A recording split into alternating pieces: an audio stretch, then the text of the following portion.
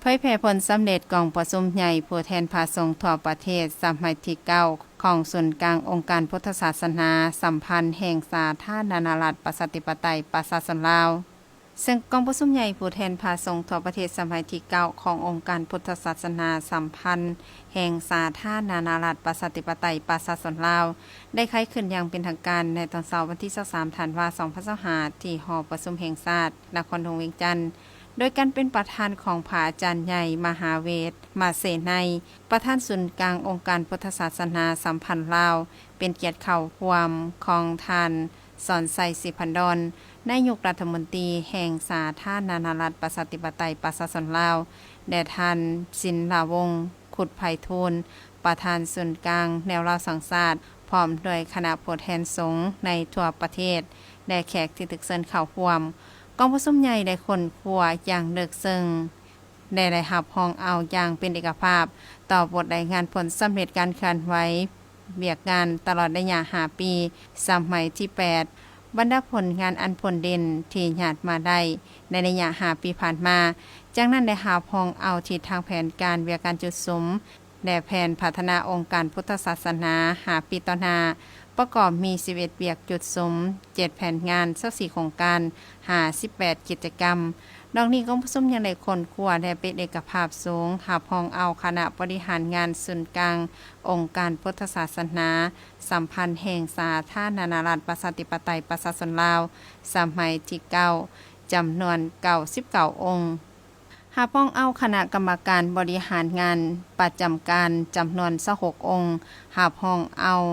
ประธานศูนย์กลางองค์การพุทธศาสนาสัมพันธ์แห่งสาธารณรัฐประชาธิปไตยประชาชนลาวมี9องค์คือพระอาจารย์ใหญ่มหาเวทมาเสนัยเป็นประธานศูนย์กลางองค์การพุทธศาสนาสัมพันธ์แห่งสาธารณรัฐประชาธิปไตยประชาชนลาวสีนำรวมพระอาจารย์ใหญ่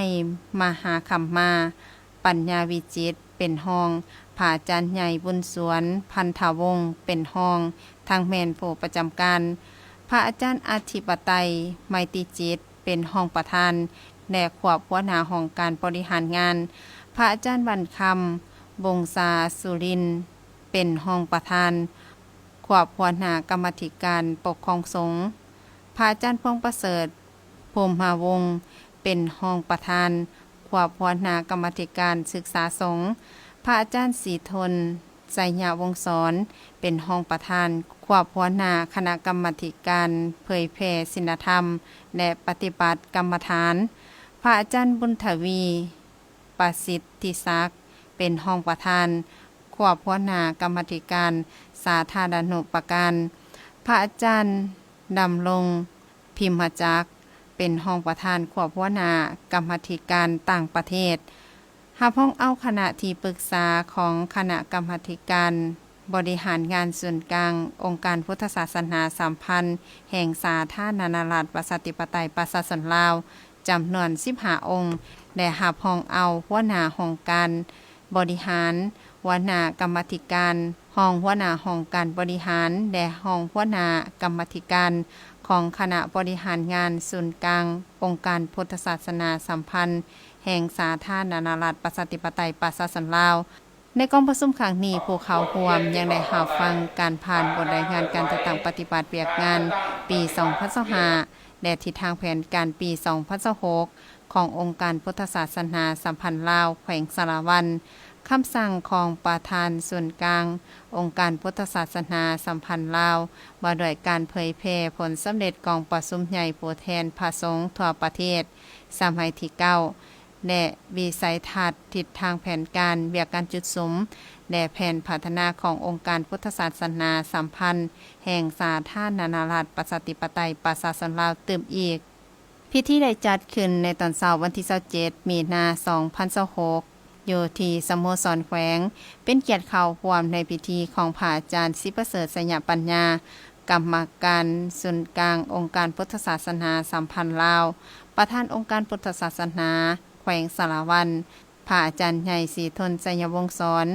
ห้องประธานศูนย์กลางองค์การพุทธศาสนาสัมพันธ์ลาวท่านเว้นเพชรดาวงศ์ห้องประธานคณะกรรมการปกครองแขวงพร้อมด้วยบรรดาพระอาจารย์